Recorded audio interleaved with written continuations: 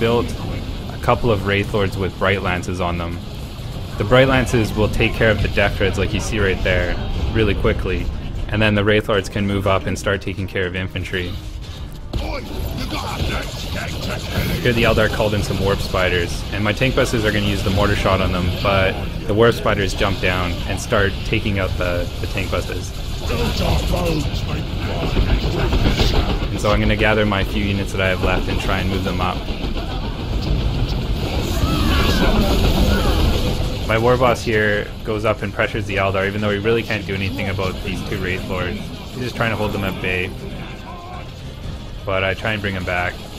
And the Eldar have gone through another Webway Gate here and engaged my Sluggas. So the Guardians are getting ripped to shreds by those Shudas, and the Sluggas are taking care of the Farseer, so she's forced to retreat once again.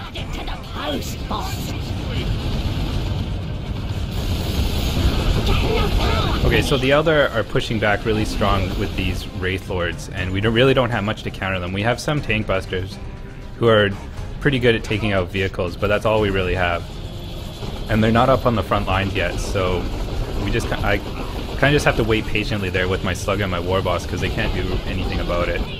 And so we move back a little bit, and I try and grab my Tank Buster squad and bring it up to take out some of these Wraith Lords. Fortunately, the Wraith Lord, the Bright Lance on the Wraith Lord was really good at taking out the Death Dreads, but it's really not doing much against our infantry, so we're really only worried about that default cannon on the arm of the Wraith Lord. And it allows our Orcs to hang out for a little while. I'm just going to move my Sluggas up so that my Tank Busters can get through and try and take out these Wraith Lords. So the Tank Busters are a pretty, like all Orc things, they're not really great. They kind of miss a lot, but when they do hit, they do a ton of damage to vehicles. And so we take out the Wraith Lord there.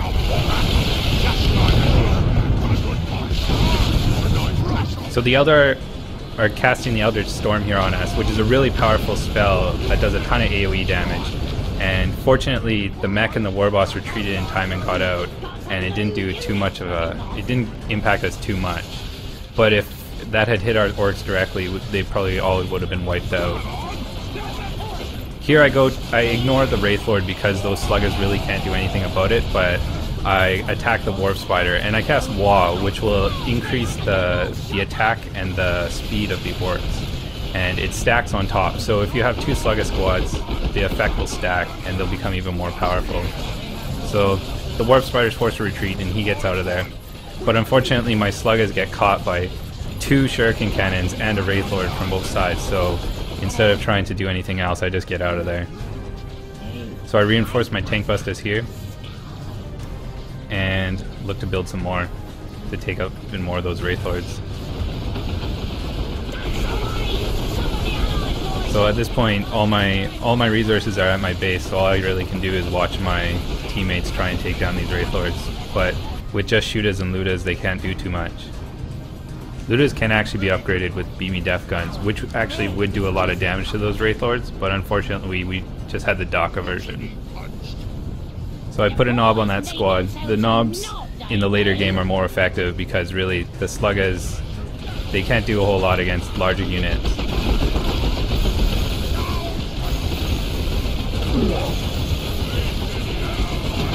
So the Shudas are still having a hell of a time with the Wraith Lords here, and now the Eldar are pushing forwards with Shuriken Cannons, and you can see D-Cannons coming across the chasm there. And so if we can't get to those soon, they're just going to ravage all of our Orcs. So it looks like we've taken care of most of the Wraith Lords, but now we have Shuriken Cannons and other platforms like the D-Cannon pushing forward on us. And it looks like the Commando is killed over there.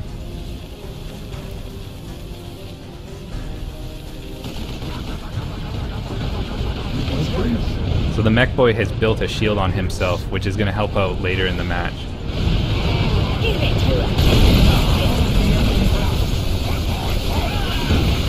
You can see the Shuriken Cannon keeping the Orcs at bay through that one choke point.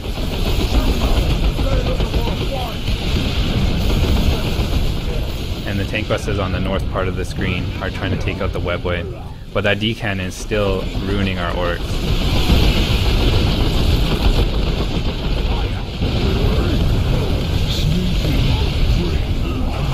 finally my orcs have arrived, and we're going to try and push forward on these Eldar and put some pressure on them.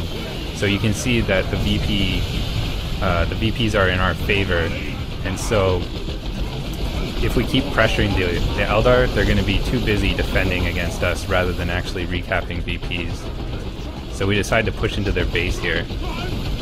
But you can see another Eldritch is being cast there, and that's going to kill a lot of those orcs. The mech fortunately survives because he had the shield on him, and now we're going to try and counter with rocks, but unfortunately we do it a little too late and we end up catching nothing.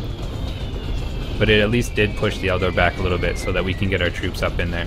So my tank busters are going to move forward and start working on the base here.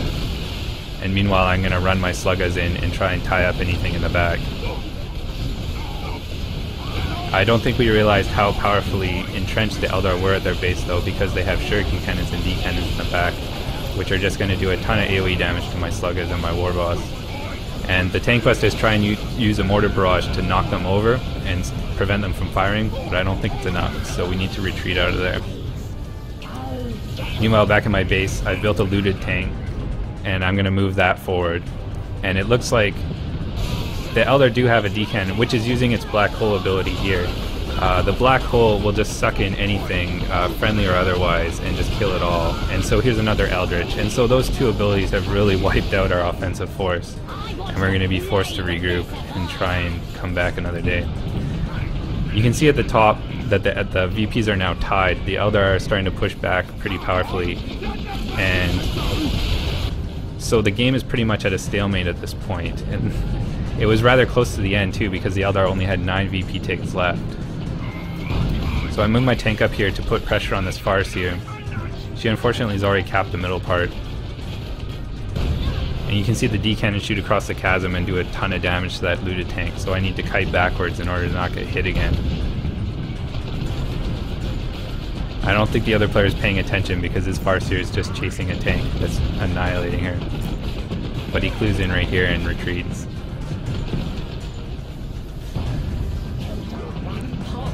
So I gather up what I have left from after that powerful D-cannon singularity and the Eldritch. I need to repair up that tank. Fortunately, sluggas can repair vehicles, so I send my sluggas in to repair my tank.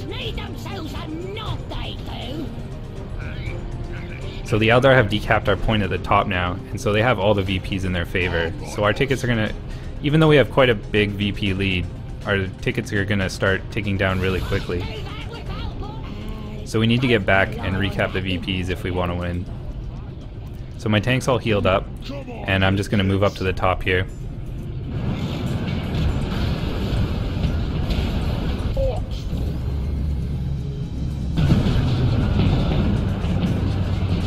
So I kind of mess up the micro here, and I'm trying to move my guys forward, but I haven't realized that my tank's kind of blocking the way.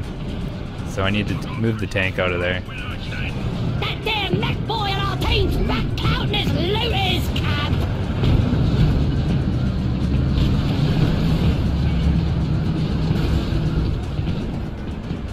The Warp Spider Exarch has not so much health left, and I'm going to try and go over there and kill him.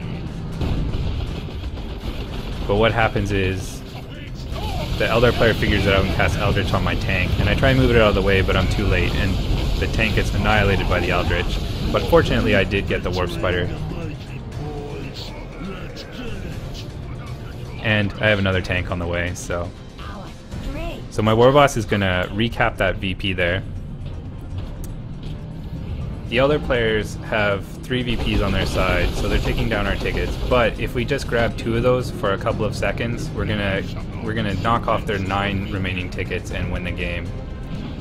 So I'm gonna bring in my tank here to support my Warboss and move my guys forward, just so that nothing can prevent my Warboss from capping that point, because that's all we really need. So I cast rocks to knock out that shuriken cannon there in the back, and then I advance up my sluggas. Meanwhile, the tank is just going to fire at everything. They have nothing to counter the tank, so I'm going to move my guys up and just create a shield for it. I cast Wa again, so that's going to buff them. And they go after the Farseer there. And so my Warboss has recapped that point, and right now my allies are recapping another point on the map down at the bottom. And you can see the VPs just tick down there, and it's pretty much a good game at this point. So I just have to hold out for a few more seconds here, even though I don't really have much left. And that's it, that's the game right there. Give me fungus spear. Here we have the post-game stat screen. So you can see Relic 28, the mech in the game, got the champion, so he got the highest score. Mine was close behind. The points that you accumulate in multiplayer add up to your rank, and so as your rank increases, you unlock cool new war gear for your units to wear. And that's it. So thanks for watching, and I look forward to seeing you guys in the beta.